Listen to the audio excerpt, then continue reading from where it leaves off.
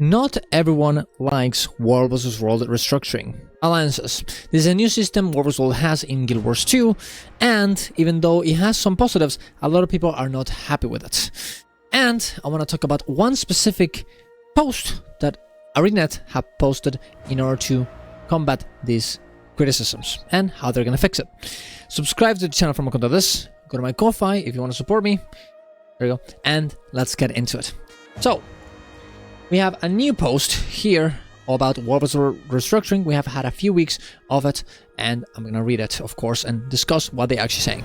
That being said, first, I want to talk about how people are feeling about it. It seems to be a very controversial, patch, and obviously system. We have been asking for alliances for a long time, over 5 years, but now that we're here, a lot of people don't like it. But is it a lot, or is it, just some people? It really seems like it's 50-50 right now.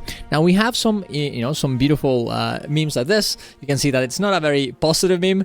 My team nowhere close to the other two we're against. My team is empty and unbalanced, and veterans are casual. Novators all casuals. I see only private squads on every map. Wait, you guys got assigned to the same team as your World vs. World guild? Obviously, there's a meme being like, oh, this sucks, right? But that being said, in the comments you can see a lot of people are actually saying like, oh yeah, some people don't like it, some people really like it. It's like, well, this happens, but it seems like overall the balance is not that bad. Some people saying that it's very bad. And it really seems like there's certain matchups that are just completely unbalanced, and some of them that are going pretty well. In mine, for example, everything has been going very, very well. In the 3 matchups we've had, I think it's 3 weeks that we have had this system, every time we have actually been able to not only fight our enemies, and it's not been like a complete stomp, but also they're winning against us, we have won against them, and overall we have won actually. We started at tier 5 and now we're at tier 3. We've actually been going up, and we're gonna get to tier 2 next week as well, on Friday. So it's been going up pretty well for us. I think the only moment that has actually been very unbalanced is honestly this matchup. Green in our server is kind of getting destroyed, and we're kind of bullying them, which definitely sucks. But overall it seems like we are winning. That being said, there is indeed, of course, a lot of unbalance. We're gonna go through all the balancing of all the servers and how they're balanced right now, right here, as you can see. But first, let's go through the actual post. So, here it is. It's from Zezo. Hello, World vs. World players. I want to give us a brief status update on World restructuring now that we've wrapped up a 2nd week of the team period. Oh, it's only been 2 weeks. I guess not 3. I don't know why I thought it was 3. I've been not doing a lot of World vs. World, guys, okay? Oh, my bad. Launch. World vs. World Restructuring had a relatively smooth launch, thanks to some awesome work by our gameplay platform engineers. At reset, we ran into a couple of issues with teams in the newly created tiers that prevented players from accessing World vs. World maps. Our team identified this issue and unblocked the maps relatively quickly. And we have had fix in place for the future. The good news is that most players got placed where they intended to be. For those who didn't, our support team has been actively assisting players who missed the deadline or selected the wrong guild. At the time of writing, we have resolved one team placement bug that could have negatively impacted inactive guilds and players. And this is actually true. I actually tested this with a friend who actually wanted to be in my alliance, and they forgot to actually select it, and they made a ticket the same day as this was launched, and Arenanet actually did place them in the correct one, and we can play together now. Now, I think this probably will be a thing that they will continue to do, at least at the start of each of the alliance. So it shouldn't be, well, not matchups, but the new world structuring, because every 3 weeks from now on, all the different guilds are gonna be assigned to a different server, right? So each time this happens, you probably will be able to get into the correct one if something, if you got into the incorrect one for some reason, right? Team creation. The team creation algorithm is performing as expected, and most teams are showing reasonably similar performance in terms of player hours, average war scores, and big 3 points. But things aren't perfect. There are a couple of teams that stand out as unbalanced, and even on well-balanced matchups, we have noticed some performance gaps at specific times of the day. And it's actually something we have seen a lot.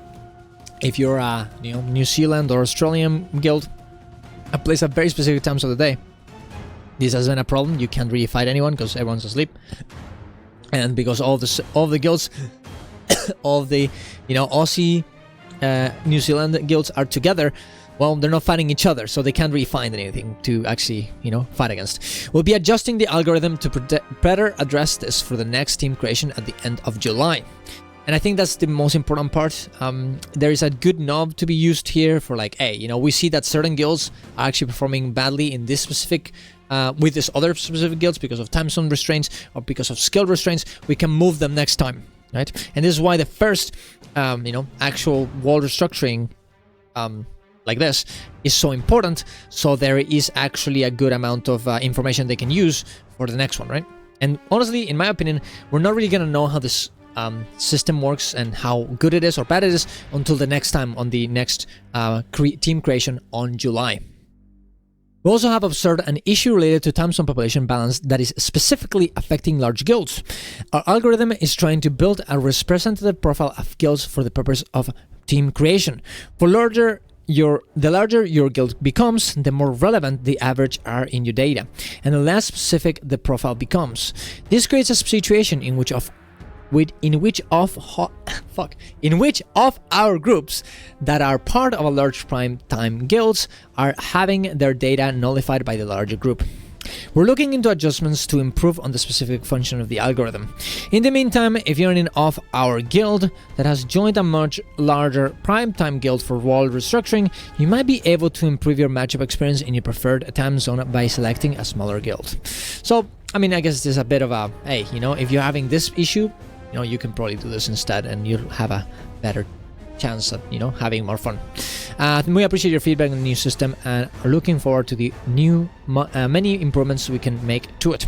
Please consider to share your feedback and the War for Soul forums. And overall, I think there's a good amount of feedback, and it is pretty nice. I actually have been listening to us and seeing what can be do better, and hopefully people are also been going pretty well in terms of the feedback as well. I think it's a bit of 50-50, as I said before. I think some people, like this guy, for example, doesn't really like it.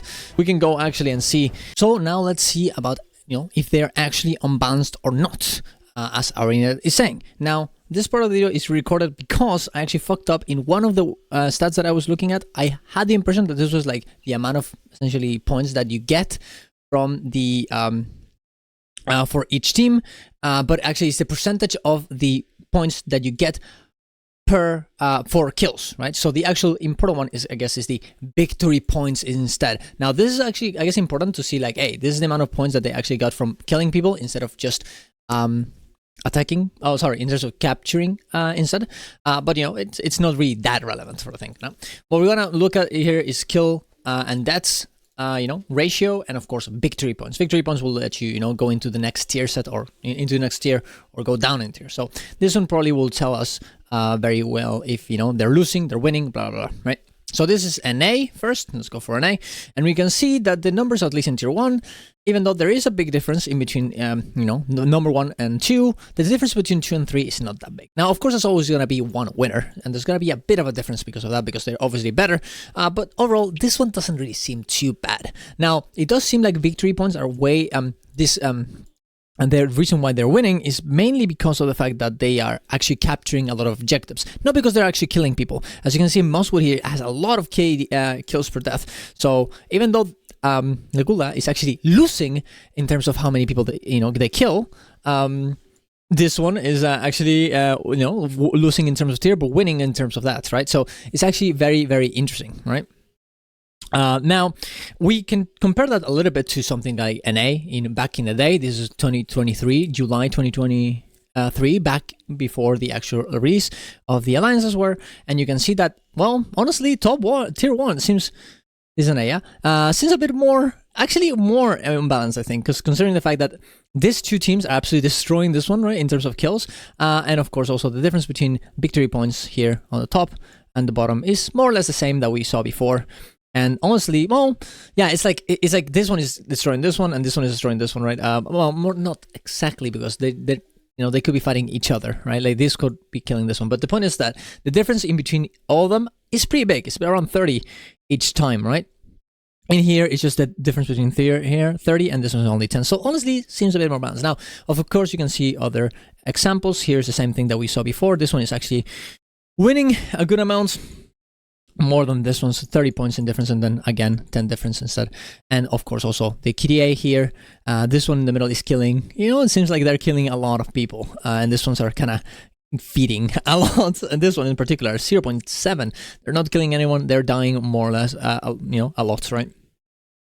Now you can see some more or less the same type of KDAs in the past as well, so it doesn't seem that much of a difference.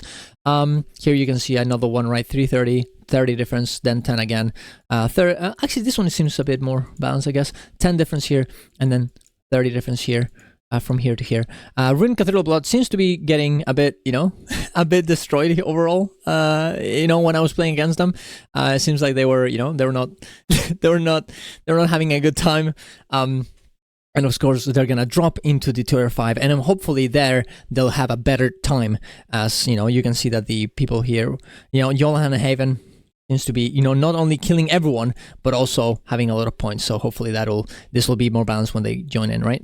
Now for you, it seems to be more or less the same story. Here is actually pretty balanced. I was actually in my other video, the one that I have to delete, I actually thought this was kind of unbalanced because of this numbers being wrong, but actually it seems pretty okay. I mean, well, Cormor's Library is absolutely destroying everyone in terms of like kills per death. Like this one's having horrible KDA, but in terms of victory points, they are actually pretty similar. I'm guessing these ones are PPTing a lot. They're trying to get the points, starting the objectives, and that's how they're keeping up. But this one's, of course, the Commerce Library is killing everyone. They're too powerful. Now, that being said, I would say that I don't think this is very... Well, I was going to say it's not that unbalanced because it's Tier 1. Tier 1 is supposed to be very, very, very, very competitive. It should be. But then again, at the same time, like, the problem is that ideally you wouldn't stack a team like this, so with other guilds that are super, super powerful, so this doesn't happen, right? So you don't have a server that is absolutely destroying their teammates, even in Tier 1. That's probably not what you want. So I think here we're having a little bit of an issue. Especially, look, Edding's back, 2.15 KDA. Yeah, that's insane. This is very unbalanced, right? And the points, of course, as you can see here, they're pretty okay in terms of difference, but the KDA here is just, oh my god. There's our Edding's back. HA is a Heartstock server, by the way. It's just destroying their competition here, and they're probably gonna go up, and maybe they'll get a little bit of competition to Commerce Library. We'll see. In here seems to be, how is it possible? Is no one playing here? How does no one have? What does that mean, guys? You can tell me in the script in the comments down below. But what does this mean? Like, whenever no one has a positive KDA, everyone's close to 1. It sounds balanced. Sounds a bit depressing, but sounds balanced. I guess you can tell me. I'm actually not sure what that means. Here you can see Mirror of Lissa here. Also a bit unbalanced as well. Like these have like almost 2 points in terms of kills per death, kills and deaths, right? And this ones have like less than almost half a point, right? That's very bad. And also the points are insanely against everyone's favor. Look at that. Mirror Lissa, 365 points. The next one, Sound of Woods, 278, almost 100 point difference. This is very unbalanced. This is a very good example of an unbalanced matchup. This one and this one on EU seems very bad. Now I'm sure that these guys against each other probably are doing okay, but yeah, this one shouldn't be there. And I'm guessing that Mirrors of Lissa is gonna go up here, and they're gonna, they're gonna do it again. They're gonna destroy everyone here. But maybe knows, maybe they can stop them. Here in Tier 5, this one seems okay-ish. The points are a bit unbalanced, but other than Temple of Phoebe getting a bit destroyed here, this seems like these two guys are kind of fighting each other pretty well.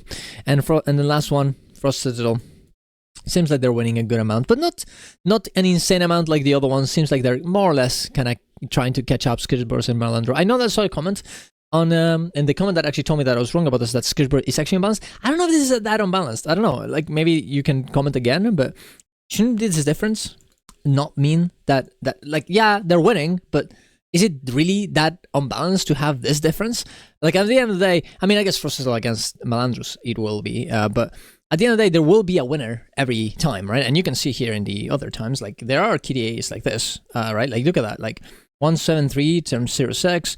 Well, this one is pretty balanced, right? But there are big differences sometimes, and I'm not saying it should be all the time, but of course that's sometimes someone is gonna win the matchup and someone is gonna trump over the other ones, and by, you know, and honestly, by having the alliances having a different type of knob to turn, because like before we only have servers, so the only way that, you know, they're gonna get balanced in between matchups is between the servers kind of going up or down in the list, right? And this can be manipulated pretty easily. But now with the actual, you know, with the actual remaking of the servers every 3 weeks, this will make it so if there's a guild that is very, very powerful, will not be paired up with another very, very good, powerful guild, so they, you know, don't just trump everyone around them.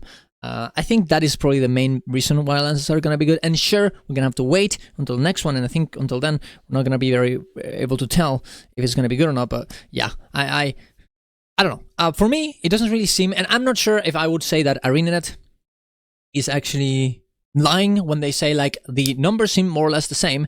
I think they're probably saying the truth. It's just that whenever you experience the, you know, I'm losing to everyone, you're not going to feel that way. And I think that's very important to acknowledge. And I think it's reasonable for you guys to say that to Arenanet, because this is important, right? If you are having a bad time, they should know. They need to know, hey, there's something going wrong. We cannot let this keep happening.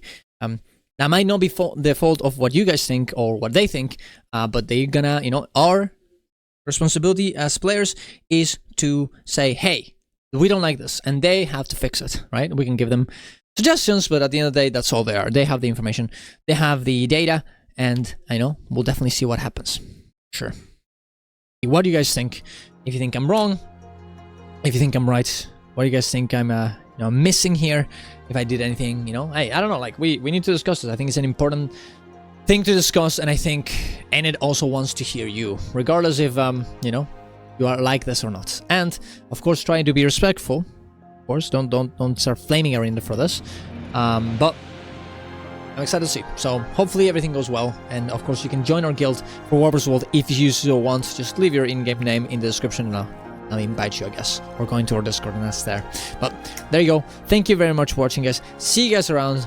Love you all. Go to my Discord, go to my subscribe to YouTube, of course, go to my Twitch to watch me live, go to my Coffee if you want to support me, or join our membership on YouTube for more content. And of course, see you guys around. Love you all. Bye. Bye. Bye. Bye. Bye. Bye.